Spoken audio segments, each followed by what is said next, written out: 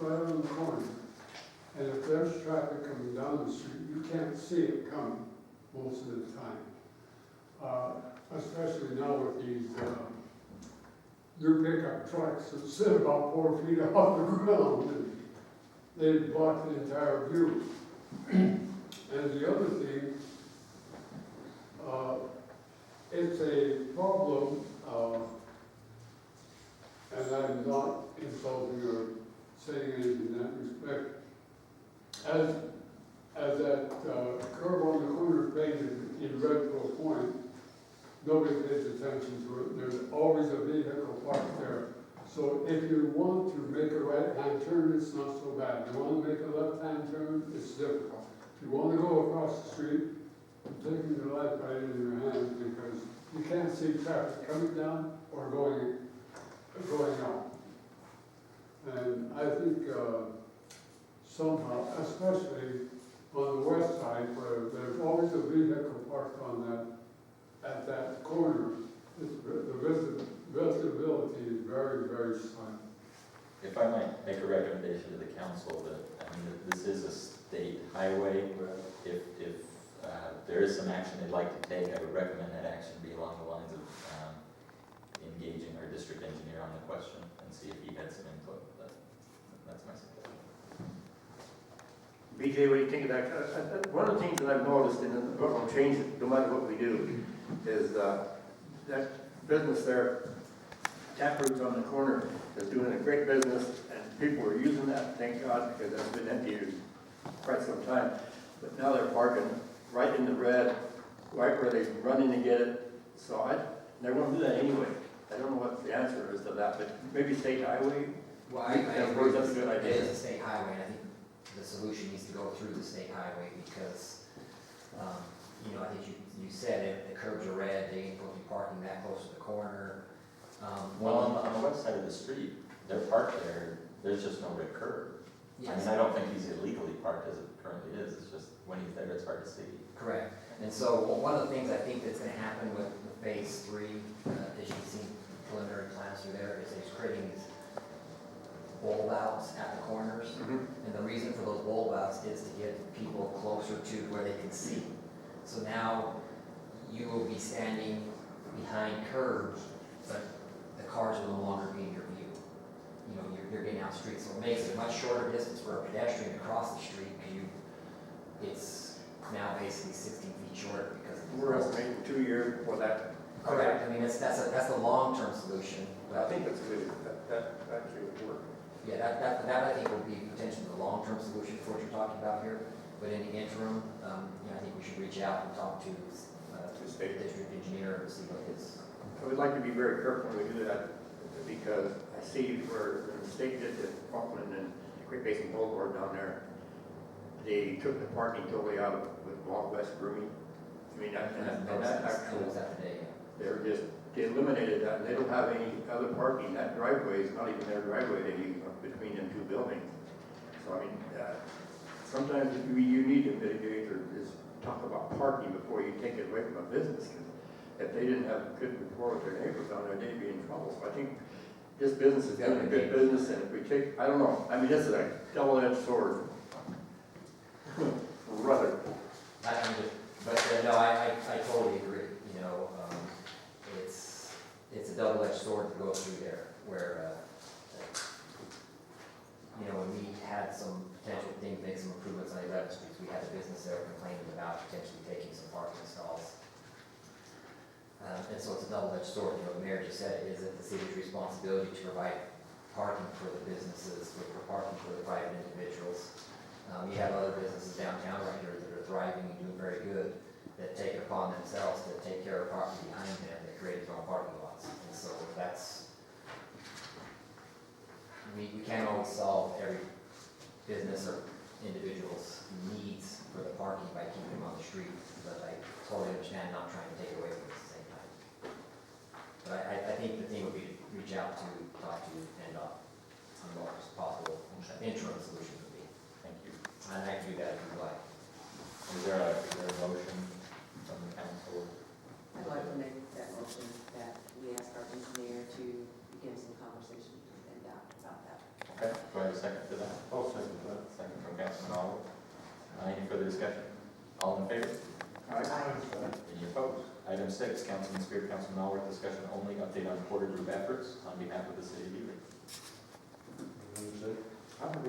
Actually, it's pretty,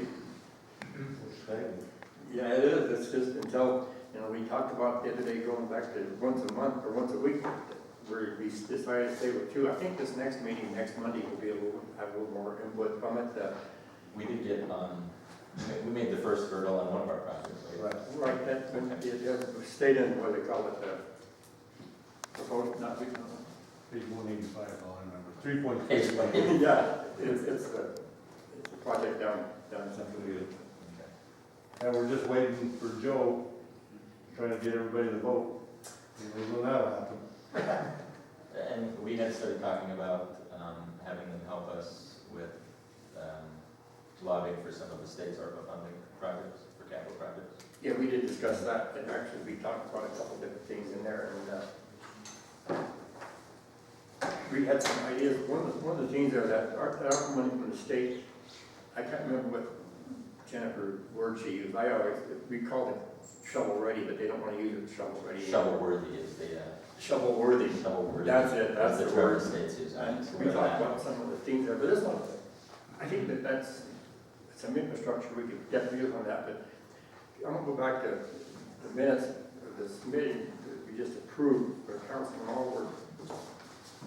And this might be premature tonight, but someplace I highlighted that even. But anyway, he talked about we're a patient exporter. Our hospital is right now starting a renovation on Monday to change air because HVAC is outdated. But, It's work on their clinic side, isn't it? I mean, That's work taking place on their clinic side. yeah, but I think we need to do something, and if you remember with the first, right there, the first go around this, with Forsberg's office, the biggest payout of all of them was Knight County got 15.1 million, if I remember, for their hospital. And our thought was, the other day going through this, maybe we need to sit down and Jim and I will be meeting with Matt tomorrow morning to discuss maybe if we can do something with a multi-jurisdictional application for the ARPA money to kind of improve that. Well, the state has $6 billion worth of it. They've got some. Yeah, so anyway, that's kind of where we're at with that. Well, thank you. Anything else to add? That's it. Okay. Then Item- with that. Item 7, council member, city treasurer Trask, discussion for possible action, Levitt Group insurance representative, renewal proposal of healthcare coverage for the city of Ely, December 1st, 2021 through November 30th, 2022. Treasurer Trask. Hello, okay, so you guys saw in here, and what I'm gonna recommend is that we stick with our current one with renewal, there was some changes, with the deductibles going up and out-of-pockets going up, and it was a 13% increase. I will say I always budget at least a 15% increase, so this was within the budget. And always need a comparison, and I really don't feel like we can absorb a 35% increase at this time. We'll say that a little louder, because that last statement was, I see the 35%, but what was just a comparison, is that what you kind of said? The 35%, I just said the 35%, I don't think the budget can handle it at this time. You're recommending then the one that says 13% increase. Correct, and that's our current, it's just our current policy that we have now, and then it's the renewal rate that they've increased. You budgeted 16, or, I budget. so they come in under budget. Yes, Okay. Are there any questions for the treasurer? I do believe we have and a we do have representative the too, if there's any questions representative, for them. if you have. any I've got questions. a couple, I'm at that age, I don't worry about it. But how many employees are out, usually go out of the network? Is that a big deal? That would be, yeah, I have to add. I wasn't gonna be able to talk. So usually out of network is not a big deal. Would you please state your name? Oh, sorry, I'm Lindsay Wallace with the Levitt Group. The out of network is not a big deal, especially everyone that, from what I know, everyone that goes to either Cedar, St. George, and even people that go to Salt Lake. Or there's some that go to Vegas. So Vegas is a Vegas-based carrier, so you'll have no problem with network. Salt Lake is a UHC network, and Cedar and St. George is the Sierra network, so you shouldn't have any issues. So you don't hear no complaints from our employees then? No, and because you're in the 50-mile radius, if there is any complaints, then we can usually fight the carrier. Oh, good, okay, Or- good, thank you. Any other questions? Is there a motion for this item? Do you want to talk about the dental and the vision? Oh, yeah, can I get Yeah. That I found interesting. Did you see where some of them went up and then some went down? Yeah, so if you look, the dental, so depending on enrollment, and out here with the dental, most of the dentists are from usually Utah. I know some of them are. So the contracts are a little bit different, so that's why you'll see, and I don't have my glasses, so you're just gonna have to bear with me for a second. Ah, thank you. Oh no, those are way too. I'm sorry. I'll read it for you. Let's see. I'm sorry, Jeanette. Come on, let's keep on running. Okay, so, so usually, so with the dental, you'll see that, like, the single went down, the employee and spouse went down, but then the employee plus child went up and sort of the family. So, with most of your guys' employees, I'm pretty sure it's only employee only, so they look at not only just the group, but then the area that you're in and the enrollment, and then the vision did go up pennies, unfortunately, but All within our budget. sorry for going off topic. We were complicated. I move to approve the Treasurer's recommendation. Also, Motion from Councilman Spear, second from Councilman Allworth. Any further discussion? And we will be having open enrollment on next Thursday. I will be getting a memo out to the departments to let them know that she'll be here between whatever time she'll be here. And that's, if you have any changes or want to add or delete it. Or if you have questions. Questions, Lindsay will be available. I would like to schedule people so that they don't all show up at once. what day was that again? Sorry, Thursday. For you, it's gonna be in 3 weeks. Okay. We can see if I got, Next Thursday, I'll be here all day. She'll be playing here. Is that, how long is that enrollment period? 12 30 days. 30 days, 12 hours. It goes into effect Only December. Thursday. Yeah, on Thursday, 8 hours on Thursday. It's effective December 1st. Okay. We have a motion and a second. Is there any further discussion? All in favor? Aye. Any opposed? Carried so ordered. Thank you. We move on to our last item, item 8. Council members, city treasurer Trask, discussion for possible action. Approve budget committee's recommendation of the American Rescue Plan expenditure to include modifiers through the following. We have the Ely Volunteer Fire Department request to increase 17-man stipend by $500 per month and EMT stipends by $50 per call for all categories for a remainder of fiscal year 2022. And then the Ely Fire Department COVID supplies request in the amount of $273,904.05. You have those listed there. And then backup documentation provided by Chief Stork. And we will entertain questions or motions or whatever have you. I just have a comment. I like this breakdown a lot better. Yep. It's a lot easier to follow if you wanted to try to delete something. You can do it by line, so I think it's good. Just one comment, one of the things that did change on this, the quotes that I got redone, the Harris radios initially I had 9, but the guy sent a quote for 5, so I just went with the 5. I'm gonna put the other 4 on another budget request coming forward, so that's part of that number going down. They're in communication, when we got the re-quote done on it, that came down, and I cut back on the PPE, so that's where the number went from 330,000 down to 273 at this time. However, I do have another big wish list coming forward. Tis the season. Hope you were good this year. Are there any questions or is there a motion we can make? I'll move to approve. I'll second.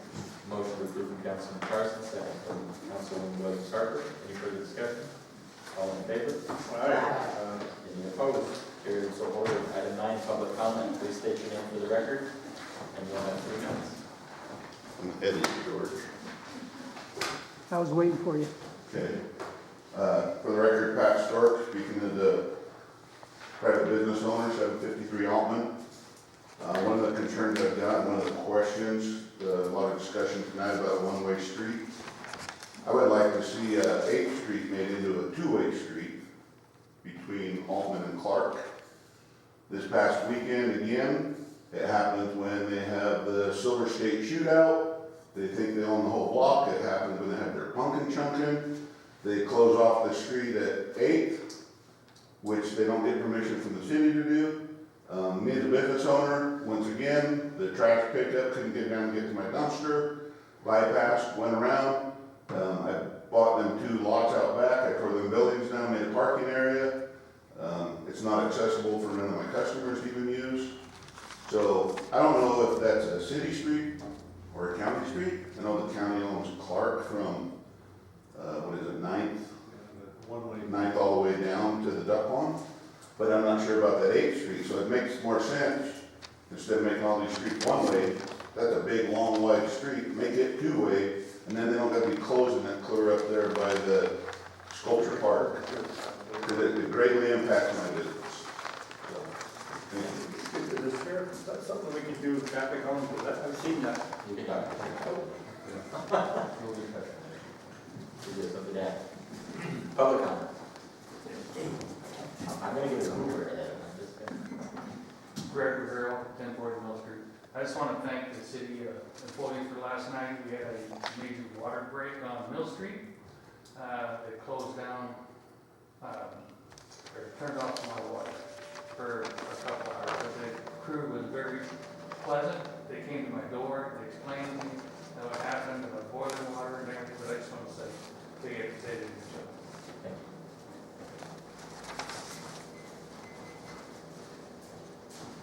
Any other public comment?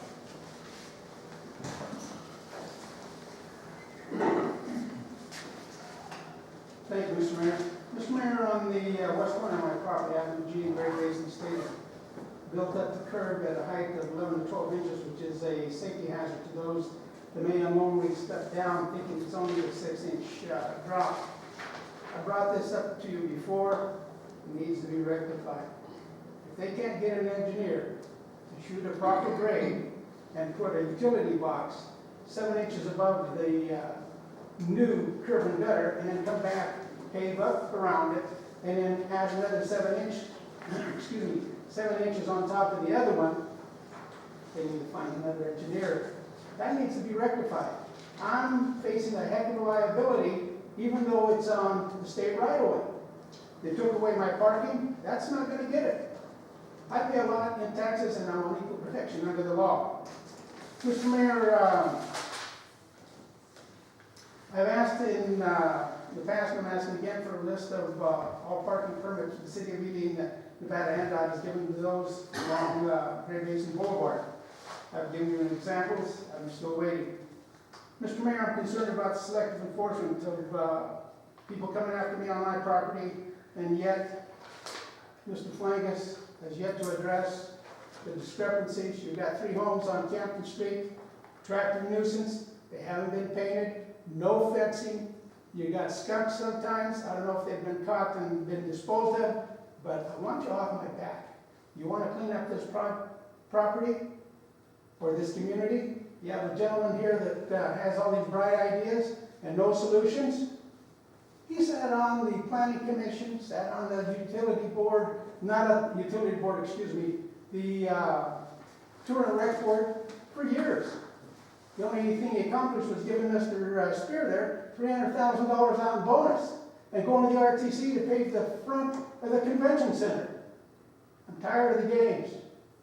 The person we have in there now has done more for this community, and yet this gentleman wants more money? No. We need a lot better than that. I want you to stop going after individuals in the community who are parking their vehicles off the street. Mr. Flames has 5. Stop the selective enforcement. Mr. Spears yet to get a special use permit. He's in a For residential what? zone. Can't do it. The city went after a Vietnam veteran, made him go special permit and fence it off. Stop the discrimination. Mr. Olive needs special use permit. Hasn't done it. Others have to. Stop the selective enforcement. Jansen Street, parking, commercial parking on a residential lot. No special use permit. How many times I gotta tell you that, Mr. Mayor? I've not seen it addressed at all. That's your 3 minutes, thank you. I need some answers, Mr. Mayor. Any other public comment? Hearing and seeing none, we'll move on to item 10, adjournment. So moved. Motion from Councilman Howard, do I have a second? At 6:21. Second. He said 12. All in favor? All right. You just reversed your numbers, that doesn't count.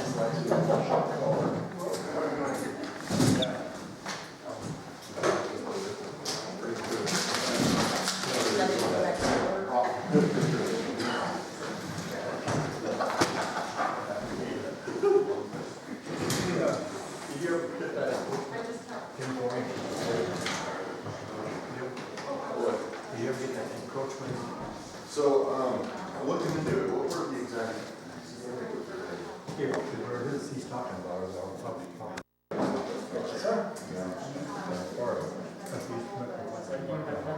All licensed. Everyone licensed, 50 licensed. None of his are. This has been a Georgetown production. George Chatchis reporting.